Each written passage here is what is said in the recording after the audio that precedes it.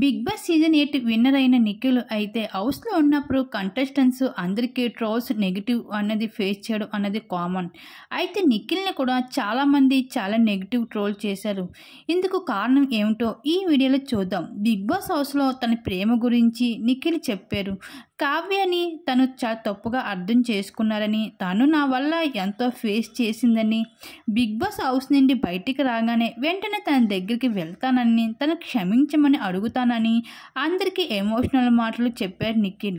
అయితే బయటకు వచ్చాక నిఖిల్ తన మాటలన్నీ తారుమారు అయ్యామని చెప్పాలి. విన్నర్ అయిన తర్వాత ఇచ్చిన చాలా ఇంటర్వ్యూలో నిఖిల్ని అడిగిన మొదటి క్వశ్చన్ ఇదే.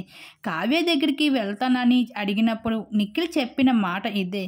కావ్యని మీట్ అవ్వడానికి ఇది సరైన సమయం కాదని, తప్పకుండా తన దగ్గరికి వెళ్తానని, ప్రేమను మనం ఫోర్స్ చేయలేమని, అలాగే ఎవరి అభిప్రాయం వారిది, ప్రేమ గురించి ఇబ్బంది పెట్టడం కరెక్ట్ కాదని నిఖిల్ చెప్పిన మాటలు అందరికీ ఆశ్చర్యానికి గురి చేసిందని చెప్పుకోవచ్చు. ఈ విధంగా అయితే హౌస్ నుండి బయటకు వచ్చాక నిఖిల్ కావ్య దగ్గరికి వెళ్ళి ఇంక వీళ్ళిద్దరూ కలుస్తారు అనుకుంటే ఈ విధంగా జరగడంపై అయితే నెటిజన్స్ అయితే చాలా డిసప్పాయింట్ అవుతున్నారని చెప్పుకోవచ్చు. అయితే కావ్య నిఖిల్ ఫ్యాన్స్ అయితే వీళ్ళిద్దరూ కలిస్తే బాగుంటుంది అనేసి కామెంట్స్లో కూడా తెలియజేసుకుంటూ రావడం జరుగుతుంది. మరి వీళ్ళిద్దరు కలుస్తారా కలవరా అనేసి మీరెవరు అనుకుంటున్నారు? మీ అభిప్రాయం తప్పకుండా కామెంట్ సెక్షన్ షేర్ చేసుకోండి.